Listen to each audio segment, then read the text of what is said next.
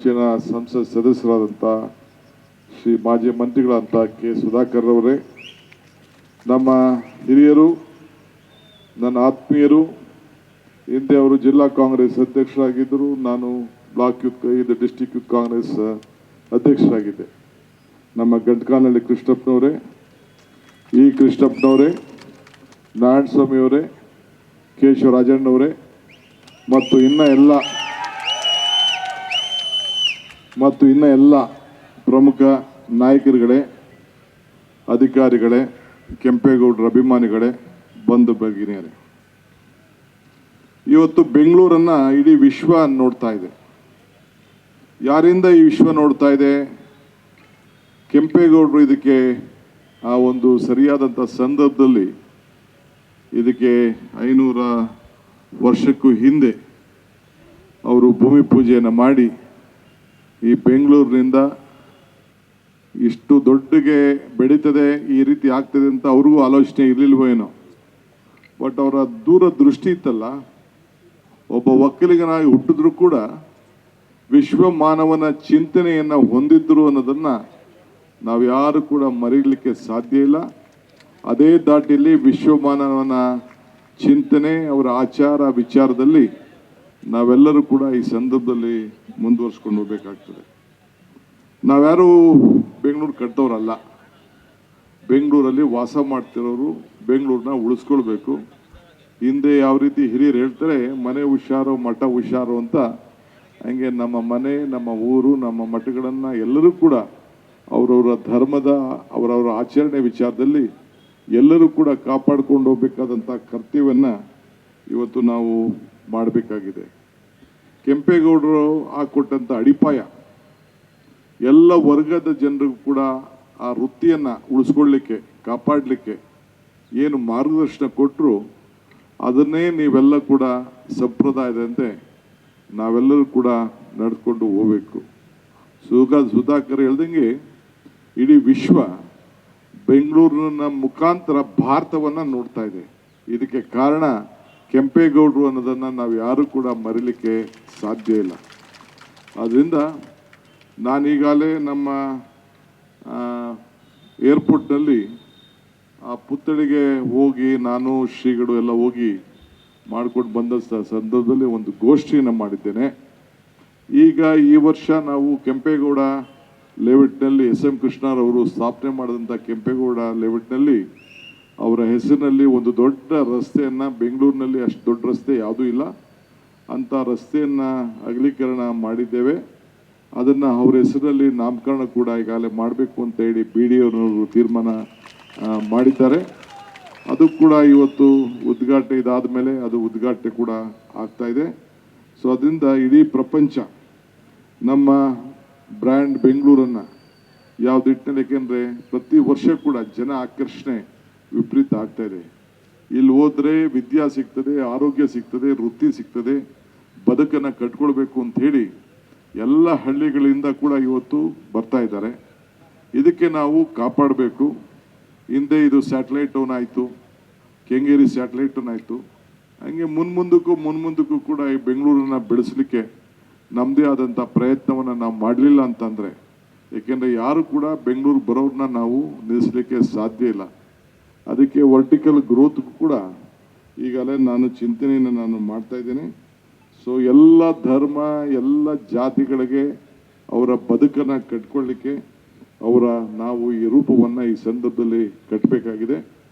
ನಾನು ಮುಂದಿನ ವರ್ಷದಿಂದ ಈಗ ಹೆಂಗೆ ಯಶವಂತಪುರದಲ್ಲಿ ನಾವು ಕೆಂಪೇಗೌಡ ಜಯಂತಿಯನ್ನು ಆಚರಣೆ ಮಾಡ್ತಾ ಇದ್ದೇವೆ, ಮುಂದಿನ ದಿನದಲ್ಲಿ ಈಗಾಗಲೇ ಪ್ರತಿ ವರ್ಷ ಕೂಡ ಒಂದೊಂದು 28 ಕ್ಷೇತ್ರ ಇದೆ. 28 ಕ್ಷೇತ್ರದಲ್ಲೂ ಕೂಡ ಸರ್ಕಾರಿ ಕಾರ್ಯಕ್ರಮವನ್ನು ನಿಯೋಜನೆ ಮಾಡಲಿಕ್ಕೆ ಈಗಾಗಲೇ ನಾನು ಆದೇಶವನ್ನು ನಾನು ಕೊಟ್ಟಿದ್ದೇನೆ.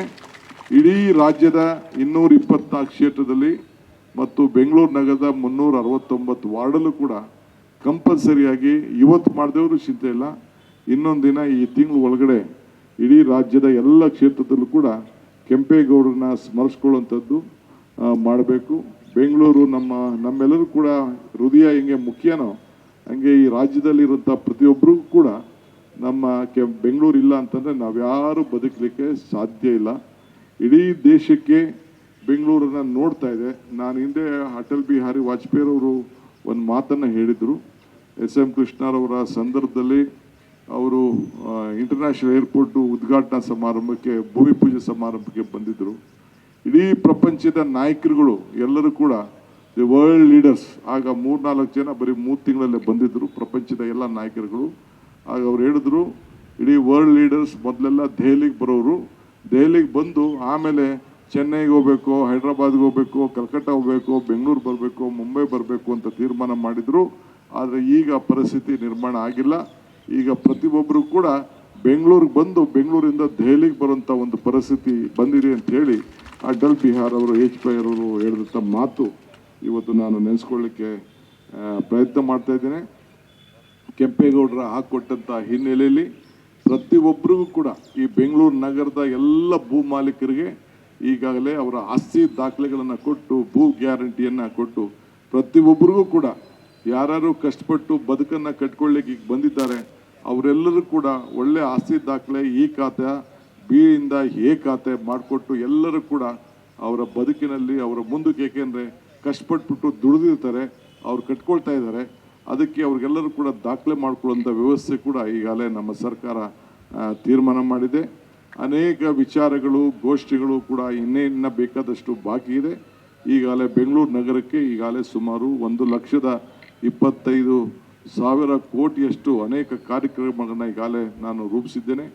ತಾವೆಲ್ಲ ಇಷ್ಟು ದೊಡ್ಡ ಸಂಖ್ಯೆಯಲ್ಲಿ ಈ ಸ್ಥಳೀಯ ನಮ್ಮ ಉತ್ತರ ತಾಲೂಕಿನ ಸಂಬಂಧಪಟ್ಟಂಥ ಎಲ್ಲ ನಮ್ಮ ಒಕ್ಕಲಿಗರ ಸಮಿತಿಯವರು ಇದನ್ನು ಮಾಡಿದ್ದೀರಿ. ನಿಮ್ಮ ತಲೆಯಲ್ಲಿರಲಿ, ಇದು ಒಕ್ಕಲಿಗರ ಆಸ್ತಿ ಅಲ್ಲ, ಎಲ್ಲ ಜಾತಿ ಧರ್ಮದವ್ರನ್ನ ವಿಶ್ವ ಮಾನವನಂತೆ ಎಲ್ಲರನ್ನೂ ಸೇರಿಸ್ಕೊಂಡು ಈ ಕಾರ್ಯಕ್ರಮನ ಮುಂದೊಂದು ದಿನದಲ್ಲಿ ತಾವು ರೂಪಿಸಿದಾಗ ಮಾತ್ರ ಕೆಂಪೇಗೌಡರ ಚಿಂತನೆ, ಕೆಂಪೇಗೌಡರ ವಿಚಾರಕ್ಕೆ ಖಂಡಿತ ಅವ್ರಿಗೆ ಗೌರವ ಸಿಗ್ತದೆ. ಆ ನಿಟ್ಟಿನಲ್ಲಿ ತಾವೆಲ್ಲ ಮಾಡಬೇಕು. ಇನ್ನು ಮುಂದಕ್ಕೆ ನಾನು ಇದು ಕೆಂಪೇಗೌಡ ಸ್ಟ್ಯಾಚ್ಯೂ ಏನಿದೆ ವಿಧಾನಸೌಧದ ಮುಂದಕ್ಕೆ ಹೋಗಬೇಕಾಗಿದೆ. ಅದಾದಮೇಲೆ ನಾನು, ಶ್ರೀಗಳು ಎಲ್ಲ ಕೂಡ ಈ ಇದು ಕೆಂಪೇಗೌಡ ಬಡಾವಣೆ ನಮ್ಮ ಯಶವಂತಪುರ ಕ್ಷೇತ್ರದಲ್ಲಿ ಭಾಳ ಬೃಹತ್ ಕಾರ್ಯಕ್ರಮವನ್ನು ಹಮ್ಮಿಕೊಂಡಿದ್ದೇವೆ. ನೋಡಿ, ನಿಮ್ಗೆ ಇಷ್ಟು ಉರಿ ಬಿಸಿಲು ಬಂದಾಗ ಕೂಡ ಈ ಕಾರ್ಯಕ್ರಮ ನಡೀಬೇಕಾದ್ರೆ ಮೋಡ ಕೂಡ ನಿಮಗೆ ರಕ್ಷಣೆಯಾಗಿ ಇವತ್ತು ಉಳ್ಕೊಂಡಿದೆ ಅಂತ ಅಂದರೆ ನಿಮ್ಮ ಮೇಲೆ ಪ್ರಕೃತಿಯ ಆಶೀರ್ವಾದ ಕೂಡ ಇದೆ ಅಂತ ಹೇಳಲಿಕ್ಕೆ ನನಗೆ ಭಾಳ ಸಂತೋಷ ಆಗ್ತದೆ. ಈ ವರ್ಷ ಕಳೆದ 3 ವರ್ಷ ಒಳ್ಳೆ ಮಳೆ ಬಂತು. ಈ ವರ್ಷ ಇಡೀ ಭಾರತದಲ್ಲೇ ದೊಡ್ಡ ಬರಗಾಲ ಬರುವಂಥ ನಿರೀಕ್ಷೆ ಕೂಡ ಕಾಣ್ತಾ ಇದೆ. ಇದನ್ನು ನಾವು ಎದುರಿಸಬೇಕು, ನಮ್ಮ ರೈತರ ಮಕ್ಕಳನ್ನು ಉಳಿಸ್ಬೇಕು. ಈಗಾಗಲೇ ನೀವು ಮೊನ್ನೆ ನೋಡಿದ್ರಿ, ನೀವು ಕರ್ನಾಟಕ ರಾಜ್ಯದಲ್ಲಿ ತುಂಗಭದ್ರಾ ಡ್ಯಾಮ್ಗೆ 3 ರಾಜ್ಯದ ಮುಖ್ಯಮಂತ್ರಿಗಳು ಒಟ್ಟಿಗೆ ಸೇರಿ ಕರ್ನಾಟಕ ರಾಜ್ಯದ ರೈತರನ್ನು ಉಳಿಸ್ಲಿಕ್ಕೆ ಒಂದು ಐತಿಹಾಸಿಕವಾದಂಥ ತೀರ್ಮಾನವನ್ನು ಕೇಂದ್ರ ಸಚಿವರ ಸಮ್ಮುಖದಲ್ಲಿ, SP ಪಾಟೀಲ್ ಅವರ ಸಮ್ಮುಖದಲ್ಲಿ ಮಾಡಿದ್ದೇವೆ. ಇದೊಂದು ಇತಿಹಾಸ.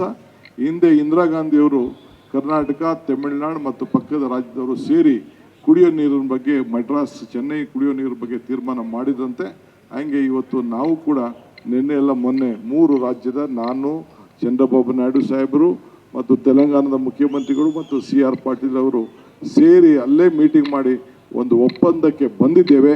ಅಂದರೆ ನಮ್ಮಲ್ಲಿರುವಂಥ ಜಲ, ನೆಲ ನಾವು ಜಗಳ ಮಾಡ್ಕೊಳ್ಳೋದ್ರಿಗೆಲ್ಲ ಅರ್ಥ ಇಲ್ಲ.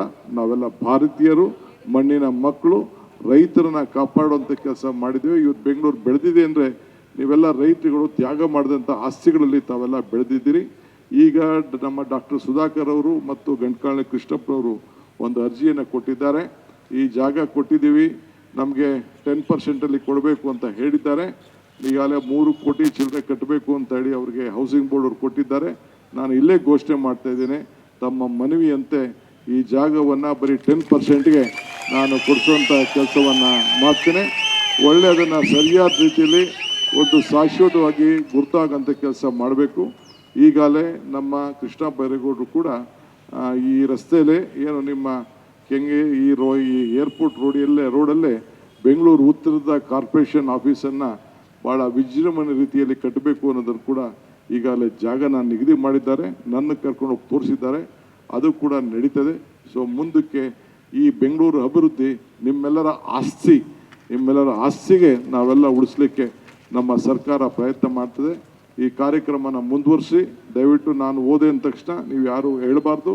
ಏನೇನು ಕಾರ್ಯಕ್ರಮವನ್ನು ನಿಮ್ಮ ಸಮಿತಿಯವರು ನಿಯೋಜನೆಯನ್ನು ಮಾಡಿದ್ದಾರೆ ಅದನ್ನೆಲ್ಲ ತಾವೆಲ್ಲ ಮುಂದುವರಿಸಬೇಕು.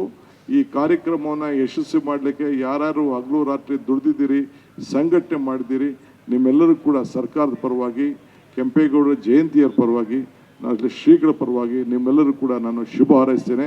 ಯಶಸ್ವಿಯಾಗಲಿ. ನಿಮ್ಮ ಬದುಕನ್ನು ಕಟ್ಕೊಳ್ಳಿಕ್ಕೆ ಸರ್ಕಾರ ಯಾವಾಗಲೂ ಕೂಡ ಅನೇಕ ಚಿಂತನೆಯನ್ನು ಮಾಡ್ತದೆ. ನಿಮ್ಮೆಲ್ಲರೂ ಕೂಡ ಭಗವಂತ ಒಳ್ಳೇದು ಮಾಡಲಿ. ಜೈ ಹಿಂದ್, ಜೈ ಕರ್ನಾಟಕ, ಜೈ ಕೆಂಪೇಗೌಡ.